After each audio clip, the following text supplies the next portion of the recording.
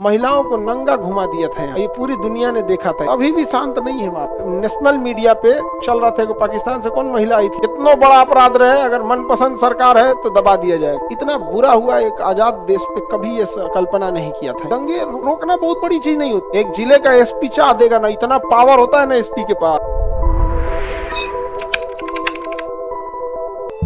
पूर्वोत्तर भारत का सबसे बड़ा झील लोकतक झील। यहाँ मैतेई जाति और एक और थी कुकी और मैतेई, इन दोनों के बीच में एक डिस्प्यूट हो गया और इतना भयानक हुआ कि आजाद भारत में लगभग 1.5-2 सालों तक कंप्लीट दंगे फसाद होते रहे। यहाँ पर महिलाओं को नंगा घुमा दिया था यहाँ पर, और ये पूरी दुनिया ने देखा था इस बात पे। और जब ये मणिपुर की बातें चल रही थी तो नेशनल मीडिया पे चल रहा था कि पाकिस्तान से कौन महिला आई थी ब्याह करके, हाँ सीमा वगैरह का, उधर मणिपुर चल रहा है और 20 कन्याओं ने ऐसा किया। और उसके बाद जब महिलाएं कहती हैं कि हमें अधिकार मिलना चाहिए रोजगार में, मिला तो है मीडिया में, करप्शन करके बैठ गई सब, नहीं समझे। तुम लोग गलत होता है तभी महिला का समर्थन करते। बताइए मिला था कि नहीं महिलाओं को अधिकार, और उसको बैठ के एकदम चिल्लाने लगे। देखो न्यूज में इस बात पे डिपेंड करता है भारत में कि कोई अपराध कितना बड़ा है, इस पे मतलब नहीं है किस पार्टी की सरकार है वहां पे, उस पे डिपेंड करता है। कितना बड़ा अपराध रहे, अगर मनपसंद सरकार है तो दबा दिया जाएगा। कितनी खतरनाक घटनाएं थी यहाँ पर।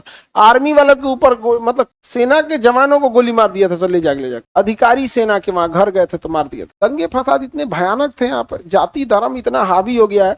और जितना गरीबी रहेगा, गरीबी जो है ना, गरीबी ये राजनीति के लिए एक दिए में तेल का काम करता है। राजनीतिक दिया उसी दिन बुझ जाएगा जिस दिन गरीबी और भूखमरी मर जाए, क्योंकि गरीबी और भूखमरी वाले लोग ही होते हैं जो 200 रुपया में झंडा उठाते हैं, 500 रुपया पे जिंदाबाद मुर्दाबाद चिल्लाते हैं, और 1000 रुपया दे देंगे तो दूसरे से गरियाने लगते हैं, 50,000 दे दीजिएगा तो कुछ कर देंगे। नहीं समझ में आ गया।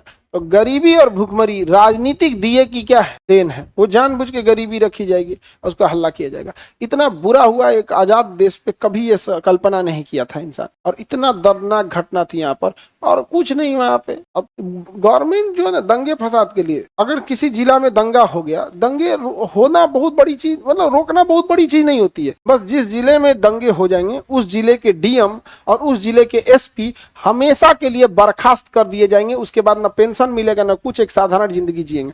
फिर देखिए ये कैसे करते हैं यहाँ पे। एक जिले का एसपी चाह देगा ना, इतना पावर होता है ना एसपी के पास। आप कभी एसपी के पावर को पास से देखिएगा ना, तब समझ में आएगा बाप रे बाप, चलता फिरता यमराज है यह व्यक्ति। लेकिन उसे क्या है, बस इस संवैधानिक संशोधन कर दो, क्योंकि दंगे में मेनली किसको लॉस होता है, छोटे बच्चे और महिलाओं को। क्योंकि अगर बाई दी लड़ाई झगड़ा हुआ तो पुरुष भागी हो जाते हैं इधर से उधर, महिलाओं को समझे में नहीं आता भागना करो, जिधर वो नहीं भाग जाएगी, क्योंकि उसको घर से बाहर निकली नहीं रहते, आइडिया नहीं रहता यहाँ पे। और कहाँ कोई महिला इस पे आवाज उठाती है, या फिर आम आदमी भी इस पर उठा सकता है कि नहीं भैया, कि जब आप इतने बड़े बड़े विधेयक ला सकते हैं तो आप ये भी विधेयक लाइए, और अगर नहीं ला सकते हैं तो इसका मतलब संदेह है किसी भी सरकार पे नहीं खत्म हो सकता है। बाप रे बाप, अगर उसकी नौकरी गई ना, दंगा मंदिर से चप्पल चोरी नहीं होने देगा। वो पावर तो बहुत होता है यहाँ पर, और काम नहीं करना चाहते हैं लोग। दूसरा क्या है, एक्स्ट्रा वर्कलोड इतना है उनके ऊपर, मर्डर के केसेज इतने हैं कि उनके लिए चोरी, chain snatching, acid attack, kidnapping छोटा लगने लगता है। हकीकत में किसी के साथ अगर मान के चलिए किडनैपिंग कर दिया, कहीं मर्डर हो गया, तो ज्यादा बड़ा केस क्या है, मर्डर। एक थाने पर एक पुलिस वाले के ऊपर बहुत बड़ी जिम्मेदारी है, वो बेचारे परेशान हो पाते हैं। इसलिए देखिएगा 10-15 साल पुलिस में ड्यूटी करने के बाद ना, वो पुलिस वाला एकदम झंझना जाता है, एकदम चिड़चिड़ा हो जाएगा। उसके मेंटल हेल्थ का कोई ख्याल नहीं रख रहा है। आप उसको नौकरी पे दे रहे हैं, उसे बंधुआ मजदूर नहीं बना दिए हैं। तो पुलिस डिपार्टमेंट का एक अलग से डिपार्टमेंट होना चाहिए मेंटल केयर का। वहां पर वो दिन रात गलत इंसान के रहते रहते हर इंसान को क्रिमिनल समझने लगता है। यही तो सही से थाना में बात नहीं करता है, एफआईआर लिखाना है, क्योंकि उसने क्या देखा है पुलिस में, जो मर्डर करके खुद एफआईआर लिखवाने चलाते हैं।